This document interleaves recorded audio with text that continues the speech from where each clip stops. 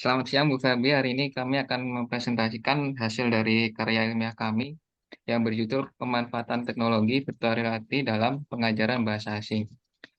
Untuk bagian pertama, saya akan menjelaskan dulu tim-tim kami. Yang pertama ada saya sendiri, yaitu Dirgama Faikal Syahran, lalu ada Mario Samigo Ginting, ada Mas Tio Hadi Setiawan, dan Vicky Firdaus. Selanjutnya, saya akan menjelaskan terlebih dahulu pendahuluan mengenai karya ilmiah dari kami. Untuk pendahuluannya sendiri,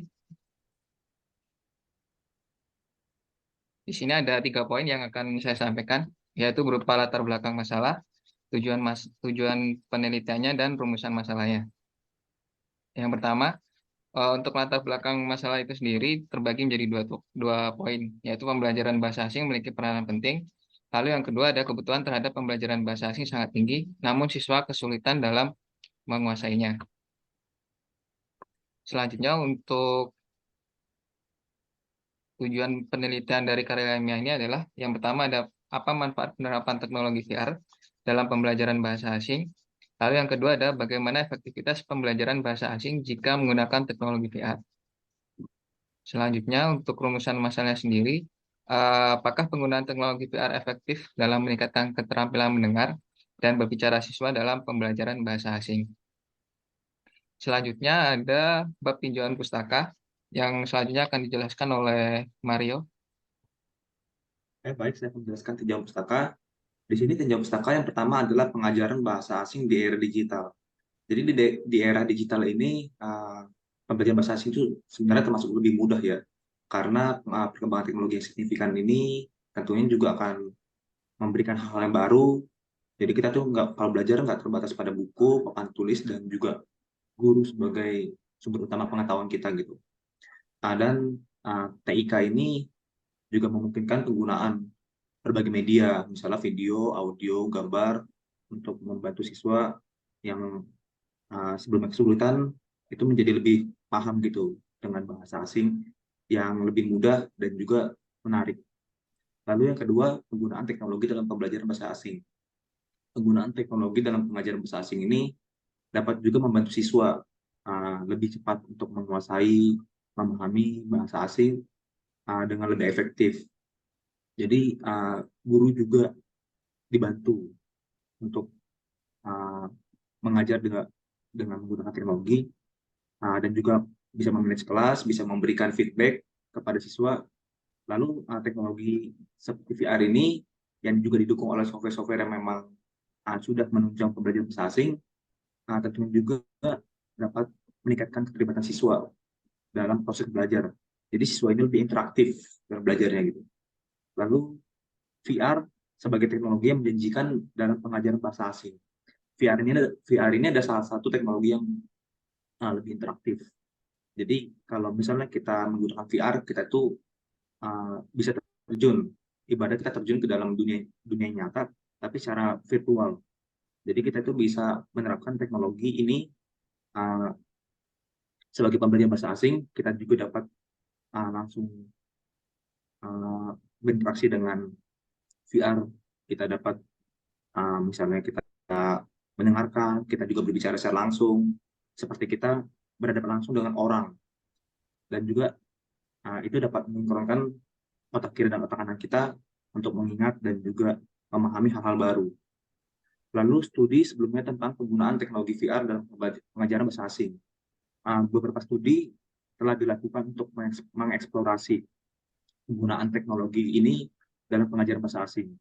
Beberapa studi ini menunjukkan bahwa teknologi VR dapat meningkatkan motivasi siswa dan juga hasil belajarnya.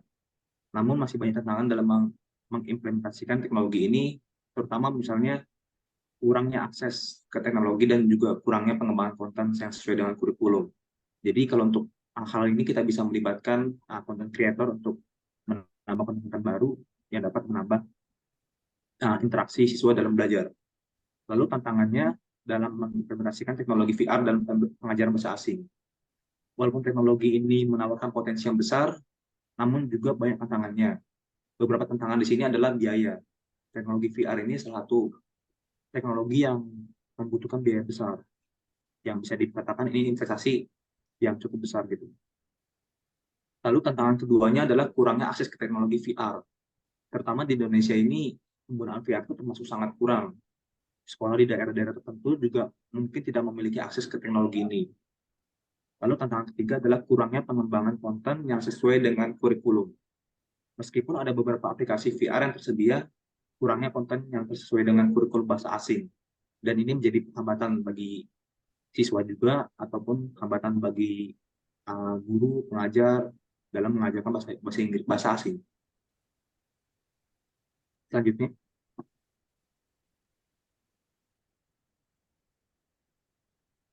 untuk selanjutnya dipaparkan oleh Mas Tio. Baik. Selanjutnya adalah metode penelitian. Di sini metode penelitian ada terbagi 4, yaitu desain penelitian, subjek penelitian, variabel penelitian, dan prosedur penelitian.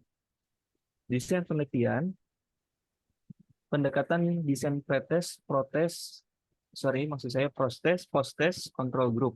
Lalu yang kedua adalah alasan untuk mengetahui perbedaan sebelum dan sesudah penerapan teknologi VR dan pembelajaran, mengetahui perbandingan hasil pembelajaran secara konvensional dan dengan teknologi VR.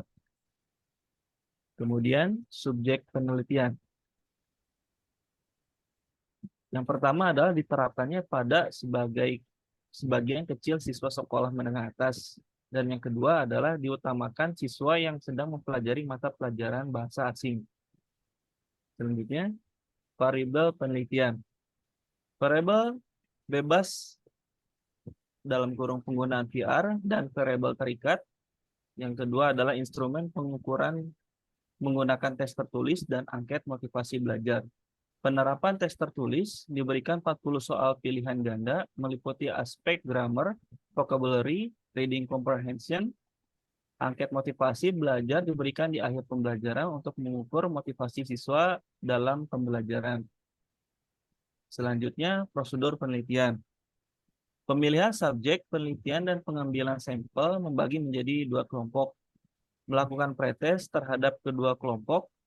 Kelompok eksperimen menggunakan teknologi VR, kelompok kontrol menggunakan metode konvensional. Penerapan tes tertulis diberikan 40 soal pilihan ganda meliputi aspek grammar, vocabulary, reading comprehension. Terdapat angket motivasi belajar di akhir untuk mengukur motivasi siswa dalam pembelajaran. Selanjutnya, hasil dan pembahasan. Silakan Mas Fikri. Hasil dan pembahasan. Di sini terdapat 3 poin, yaitu pertama, hasil penelitian berdasarkan jurnal, kedua, efektivitas pembelajaran bahasa asing menggunakan VR, lalu ketiga, pro dan kontra metode pembelajaran bahasa asing dengan konvensional dan VR. Hasil penelitian berdasarkan jurnal, hasil penelitian oleh Bai dan kawan-kawan menghasilkan 2 poin. Pertama, penggunaan teknologi VR dalam pengajaran bahasa asing meningkatkan keterampilan berbicara, mendengarkan, membaca, dan menulis karena VR memberikan pengalaman belajar yang interaktif dan lebih nyata. Kedua, teknologi VR juga dapat membangun keterampilan dan kultural yang penting dalam belajar bahasa asing. Lalu, menurut hasil penelitian oleh Chen dan kawan-kawan, terdapat 2 poin yang dihasilkan. Yang pertama, penggunaan VR dalam pengajaran bahasa asing, yakni bahasa Mandarin, membantu meningkatkan keterampilan bahasa siswa. Kedua, siswa dapat membaca dan menulis karakter Mandarin, serta mendengarkan dan berbicara kosakata dengan lebih baik. Efektivitas pembelajaran bahasa asing menggunakan metode konvensional di sini terdapat pro dan kontra. Pro-nya terdapat 2 poin, yaitu tidak perlu melakukan perubahan sistem belajar yang telah diterapkan sebelumnya. Lalu tidak membutuhkan biaya yang besar, baik dalam pembelian perangkat maupun pelatihan pengajar dan pemandu. Kontranya, terdapat 2 poin, sistem pembelajaran yang sudah lama dan tertinggal oleh zaman. Kedua, pengajar tidak dapat memberikan langsung gambaran bagaimana penerapan bahasa tersebut. Secara langsung, dapat diatasi dengan penggunaan teknologi seperti menampilkan video pembelajaran di dalam kelas, namun tidak dapat seinteraktif penggunaan VR. Pro dan kontra metode pembelajaran bahasa asing dengan VR. Pro-nya terdapat 2 poin. Yang pertama, pembelajaran menjadi lebih interaktif. Secara tidak langsung, siswa dapat langsung melakukan umpan balik secara langsung sehingga belajar terasa nyata. Kedua, pembelajaran menjadi lebih menarik dan tidak membosankan. Ini tentunya dapat meningkatkan motivasi dan menyeimbangkan penggunaan otak kiri dan otak kanan dalam memahami materi. Kontranya, terdapat 2 poin, yaitu penerapan teknologi VR membutuhkan biaya yang besar dan perlu edukasi mengenai penggunaan teknologi VR ke seluruh pengajar dan pemandu atau asisten pengajar.